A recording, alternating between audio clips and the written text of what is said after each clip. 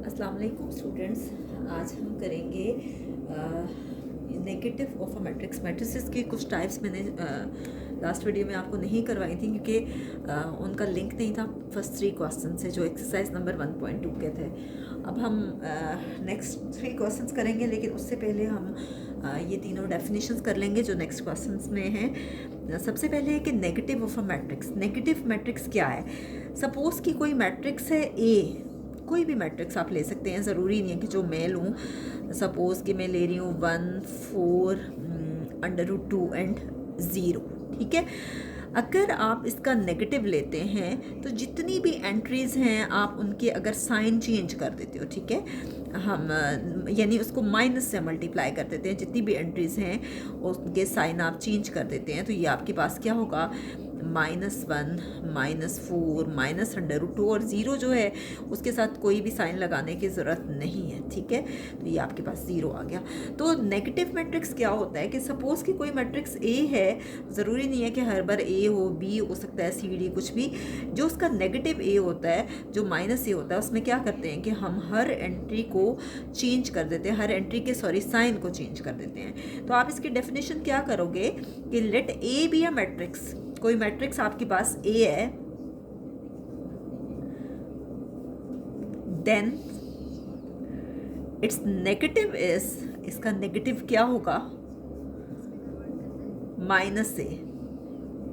और कैसे आता है -a? Obtained by changing the sign of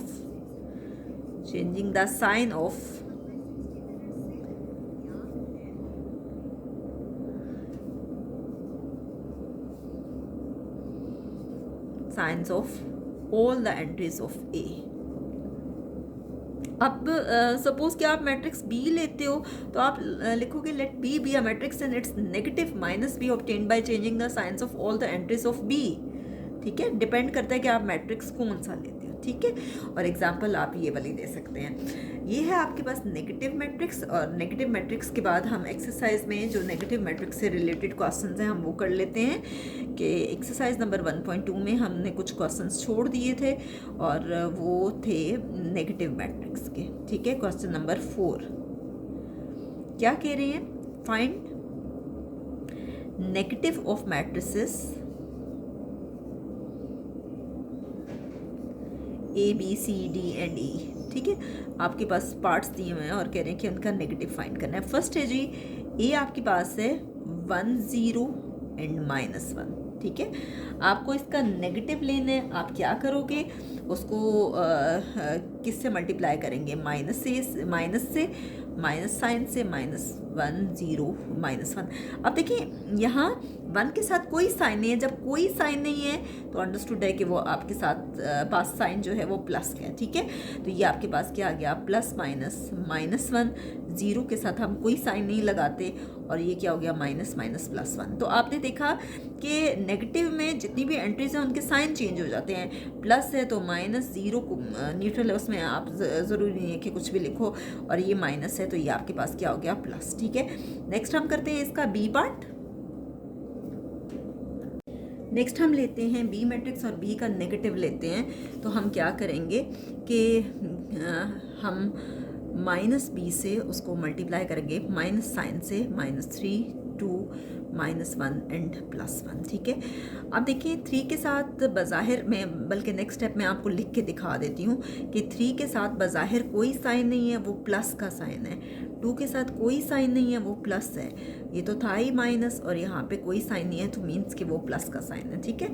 आप इसका जब नेगेटिव लेते हो तो क्या होता है कि साइन चेंज होते हैं, ठीक है।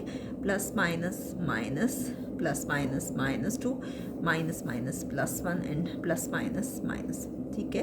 तो ये इसका नेगेटिव आ गया। नेक्स्ट है जी थर्ड पार्ट,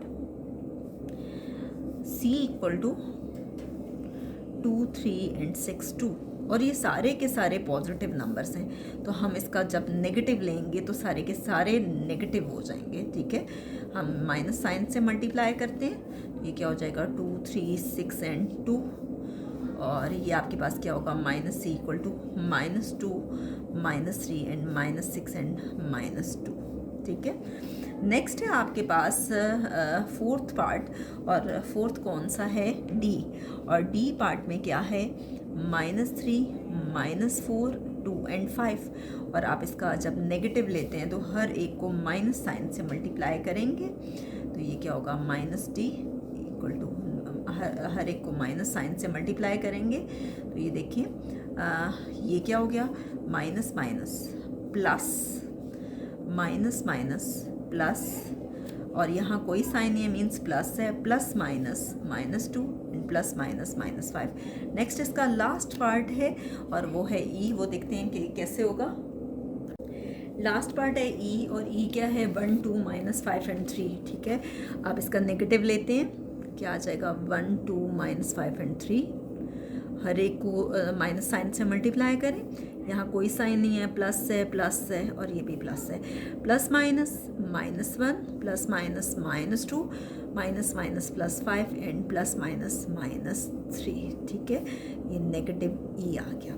तो यहाँ तक ये कंप्लीट हो गया। नेक्स्ट हमारे पास जो नेक्स्ट क्वेश्चन है वो ट्रांसपोज के बारे में है, लेकिन ट्रांसपोज जो है वो पहले मैं उसकी डेफिनेशन आपको एक्सप्लेन करती हूँ कि ट्रांसपोज होता क्या है। ठीक है, तो ट्रांसपोज हम देखते हैं कि ट्रांसपोज की क्या डेफिनेशन है। ट्रांसपोज ऑफ अ मैट्रिक्स,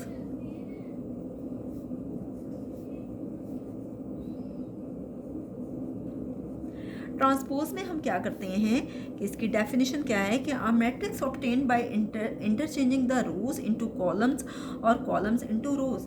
जब हम रोज को कॉलम्स में चेंज कर देते हैं या और कॉलम्स को रोज में, तो हम कहते हैं कि वो ट्रांसपोज है।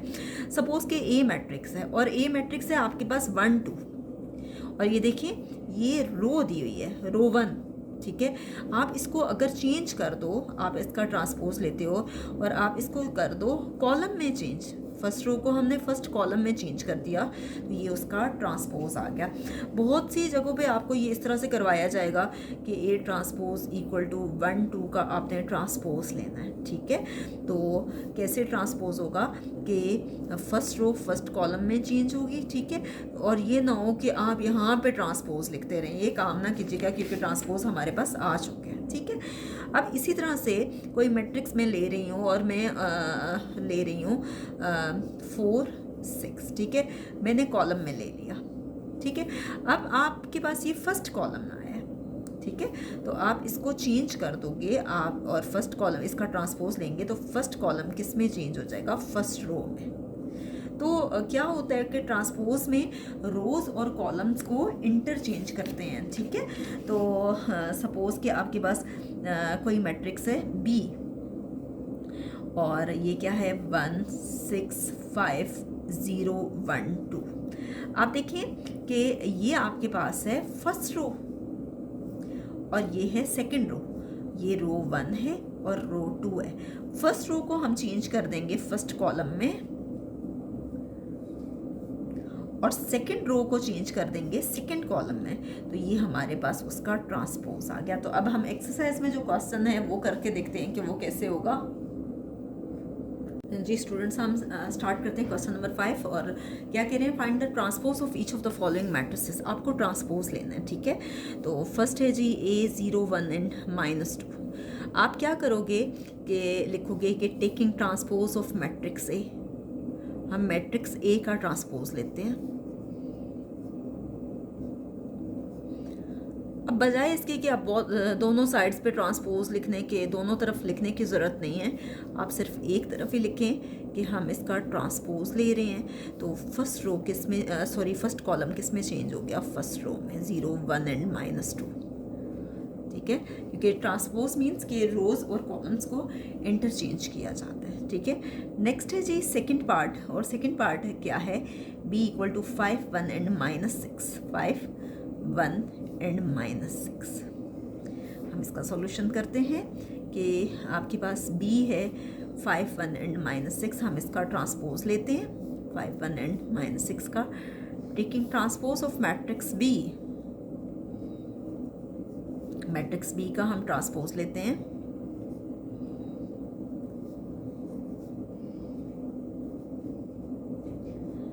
तो क्या होगा? B ट्रांसपोज, अब एक पहली रो है, फर्स्ट रो है, एक ही रो है, फर्स्ट रो चेंज हो जाएगी फर्स्ट कॉलम में और मैं आपको पहले भी सिखा चुकी हूँ कि ट्रांसपोज में रोज़ और कॉलम्स को इंटरचेंज करते हैं, रो कॉलम में चेंज हो जाती है और कॉलम रो में। थर्ड है आपके पास C is equal to 1 2 -1 and 3 0। मैं यहाँ बल्कि लिख भी देती हूँ साथ में कि ये आपके पास रो 1 है, ये रो 2 है और ये रो 3 है, ठीक है। और हमने क्या करना है कि इसमें रोज़ और कॉलम्स को इंटरचेंज करना है। तो हम कैसे करेंगे, मैं यहाँ पे डायरेक्ट ही कर रही हूँ क्योंकि जगह यहाँ कुछ कम है। Taking transpose of matrix C, matrix C का आप ट्रांसपोज लोगे,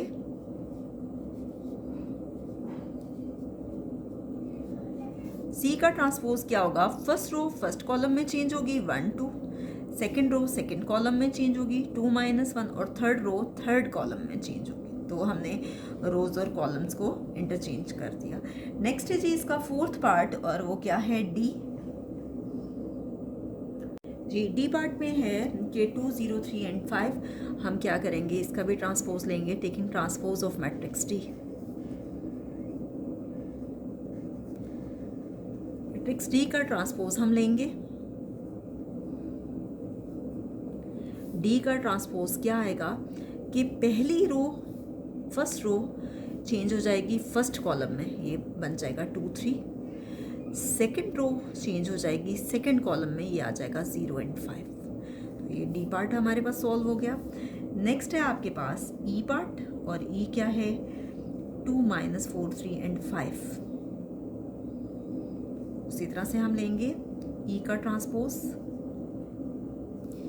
ई है 2 -4 3 एंड 5।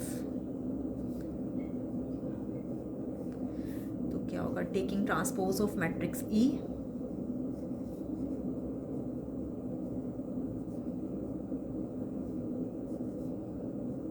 मैट्रिक्स ई का हम ट्रांसपोज लेंगे, E transpose first row first column में चेंज हो जाएगी, ये 2 3 यहाँ आ जाएगा।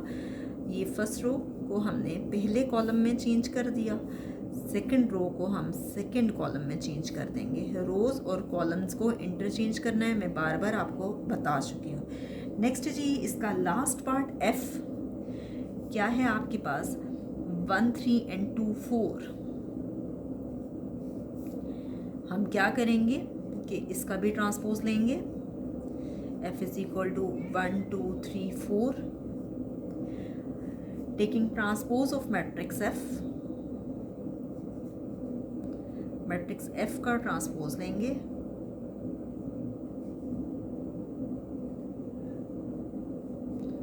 और ट्रांसपोज जब हमने लिया तो उसी तरह से f का ट्रांसपोज फर्स्ट रो को फर्स्ट कॉलम में चेंज करेंगे और सेकेंड रो को सेकेंड कॉलम में। तो ये आ जाएगा 1 2, ये आ जाएगा 3 4। तो यहाँ तक हमारे पास फाइनली क्वेश्चन नंबर 5 कंप्लीट हो गया। नेक्स्ट हम करते हैं क्वेश्चन नंबर 6। लेकिन 6 क्वेश्चन करने से पहले हम सिमेट्रिक और स्क्यू सिमेट्रिक की डेफिनेशन देखते हैं कि सिमेट्रिक और स्क्यू सिमेट्रिक होता क्या है। और मेरे हिसाब से सिमेट्रिक और जो स्क्यू सिमेट्रिक के क्वेश्चन हैं वो इम्पॉर्टेंट है और पेपर में आने के काफ़ी चांसेस होते हैं क्योंकि एक नई चीज़ है जो आपको वो सिखा रहे हैं जी। नेक्स्ट हम कर रहे हैं सिमेट्रिक मैट्रिक्स।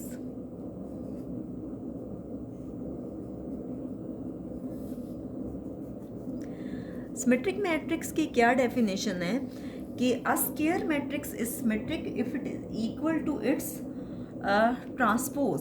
स्क्वायर मैट्रिक्स जो है वो सिमेट्रिक होता है अगर वो अपने ही ट्रांसपोज की इक्वल आ जाए। आप देखिए फॉर एग्जांपल कि अगर ए ट्रांसपोज ए के इक्वल हो, बी ट्रांसपोज बी के इक्वल हो, इसी तरह से सी ट्रांसपोज सी के इक्वल हो, तो हम कहते हैं कि ये जो है आपके पास सिमेट्रिक मैट्रिक्स है। तो जैसे बुक पे उन्होंने एक एग्जांपल दी है, एम दिया हुआ है 1 2 3 एंड 2 -1 4 3 4 एंड 0। अगर हम इसका ट्रांसपोज लेते हैं, एम ट्रांसपोज अगर हम ले रहे हैं, पहली रो है हमने इसको चेंज कर दिया पहले कॉलम में 1 2 3, सेकेंड रो है इसको हमने सेकंड कॉलम में चेंज कर दिया 2 -1 and 4, और थर्ड रो है तो इसको थर्ड कॉलम में चेंज कर दिया 3 4 and 0। तो आपने देखा कि ये अगेन m के इक्वल आया है, m में 1 2 3 2 -1 4 3 4 0 वही है, ये अगेन m के इक्वल आया है। इसका मतलब है कि m ट्रांसपोज जो है वो m के इक्वल आ गया। इसका मतलब है कि ये आपके पास सिमेट्रिक है। सिमेट्रिक की डेफिनेशन में एक और चीज़ उन्होंने दी है जिस पे कहा है कि सिमेट्रिक मैट्रिक्स स्क्वायर होते हैं, यानी उसमें रोज़ और कॉलम्स बराबर होते हैं। आप अगर देखें जो मैंने ये सॉल्व किया है तो इसमें 3 रोज़ हैं और 3 ही कॉलम हैं, ठीक है। तो सिमेट्रिक की डेफिनेशन क्या है कि a square matrix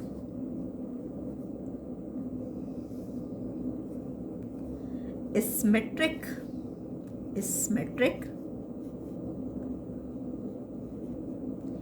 if it is equal to its transpose, अगर वो अपने ही ट्रांसपोज के इक्वल आ जाए।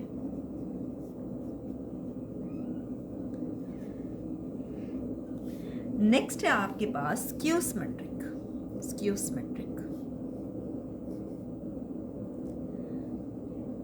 स्क्यू सिमेट्रिक में क्या होता है कि अगर कोई भी स्क्वायर मैट्रिक्स यानी जिसमें रोज और कॉलम्स इक्वल हो, ठीक है, अगर उसमें A ट्रांसपोज -A के इक्वल आ जाए, B ट्रांसपोज -B के इक्वल आ जाए, C ट्रांसपोज -C के इक्वल आ जाए, D ट्रांसपोज जो है वो -D के इक्वल आ जाए, तो हम कहते हैं कि वो मैट्रिक्स स्क्यू सिमेट्रिक है। अब हम देखते हैं इसकी कोई जी, हमने एक मैट्रिक्स ले लिया A और हम इसका ट्रांसपोज लेते हैं, ठीक है। A ट्रांसपोज मैंने ले लिया, फर्स्ट रो को चेंज करते हैं फर्स्ट कॉलम में 0 2 and 3, सेकेंड रो को हमने चेंज कर दिया सेकेंड कॉलम में -2 0 and 1, और थर्ड रो को हमने चेंज कर दिया थर्ड कॉलम में -3 -1 and 0, ठीक है। मैंने क्या किया कि हर एक में रोज़ और कॉलम्स को चेंज कर दिया। अब आप देखें कि ये इसके इक्वल नहीं आया, क्योंकि यहाँ +2 है ये -2 आ गया, यहाँ +3 है ये -3 आ गया, ये -2 है ये +2 आ गया। तो हम क्या करेंगे कि बजाय इसके कि आप वो कोई कॉम्प्लिकेटेड मेथड फॉलो करो, आप इसमें से माइनस कॉमन ले लेंगे, ठीक है। जब हमने माइनस कॉमन लिया तो एक बात पे गौर कीजिएगा, 0 में तो आपने कोई चेंज नहीं लाना, 0 को 0 ही लिखें। ये माइनस तो कॉमन चला गया, यहाँ सिर्फ 2 बचा, ये माइनस कॉमन चला गया, यहाँ सिर्फ 3 बचा, यहाँ तो था ही प्लस, तो इसका मतलब है कि माइनस माइनस प्लस होगा। इस 0 पे साथ कुछ लिखने की ज़रूरत नहीं है, ये माइनस कॉमन चला गया, यहाँ बचा 1। यहाँ आपके पास प्लस था, 3 के साथ कोई साइन नहीं है, मीन्स प्लस था, तो माइनस माइनस प्लस होता है, ठीक है। यहाँ कोई साइन नहीं है, इसका मतलब है कि माइनस माइनस प्लस होता है, और यहाँ क्या आएगा 0। तो अब आप देखें कि ये सेम A की तरह आ गया है, इसका मतलब है कि A transpose is equal to -A, तो अब ये स्क्यू सिमेट्रिक है। नेक्स्ट हम करते हैं इस एक्सरसाइज का लास्ट क्वेश्चन, और जिसमें क्वेश्चन नंबर 6, और ये है कि इस क्वेश्चन की और एक एक्सरसाइज 1.3 में भी सिमेट्रिक का एक क्वेश्चन है, तो मुझे लगता है कि इन दोनों में से कोई पेपर में आ सकता है। बहरहाल आपसे कह रहे हैं कि वेरीफाई दैट। आपको 2 मैट्रिसेस दिए हुए हैं, फिलहाल मैं सिर्फ A लिख रही हूँ क्योंकि A पार्ट में सिर्फ A का जिक्र है 1021, और कह रहे हैं कि प्रूफ करें कि A ट्रांसपोज का होल ट्रांसपोज जो है वो किसके इक्वल है, A के इक्वल है। डबल ट्रांसपोज लिया गया है, ठीक है। तो हम स्टार्ट करते हैं कि A आपके पास गिवन है 102 and 1। आप क्या करते हो कि इसका ट्रांसपोज लेते हो क्वेश्चन के मुताबिक कि उन्होंने ब्रैकेट के अंदर ट्रांसपोज लिया हुआ है। Taking transpose of matrix A का ट्रांसपोज लेंगे हम ऑफ मैट्रिक्स ए। हमने ट्रांसपोज लिया, क्या आ रहा है, A transpose is equal to, पहली रो को पहले कॉलम में चेंज कर दिया, पहली रो को पहले कॉलम में और दूसरी रो को दूसरे कॉलम में, ठीक है। ये हमारे पास आ गया 1 2 0 and 1। अब वो कह रहे हैं कि A ट्रांसपोज का दोबारा से वो ट्रांसपोज ले रहे हैं, again transpose of matrix A.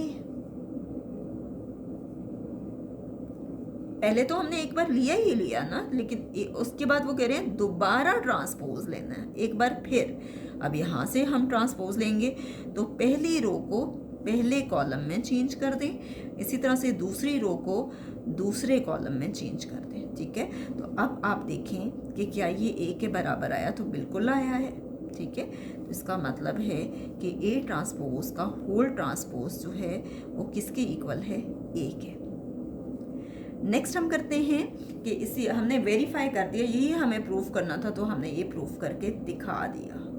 Next है जी बी, और बी को हमने प्रूफ करना है कि बी ट्रांसपोज का होल ट्रांसपोज जो है वो बी के इक्वल है। वो मैं आपको करके दिखाती हूँ कि कैसे होगा।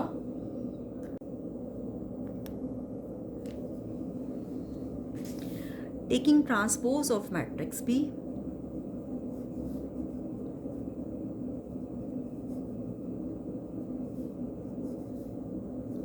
मैट्रिक्स बी का क्या करेंगे, हम ट्रांसपोज लेंगे। तो क्या आ गया, बी ट्रांसपोज, फर्स्ट रो को फर्स्ट कॉलम में चेंज कर दें और सेकंड रो को सेकंड कॉलम में, पहली रो को पहले कॉलम में और दूसरी रो को दूसरे कॉलम में, ये चेंज हो गया। Again transpose of matrix b, एक बार फिर ट्रांसपोज लें,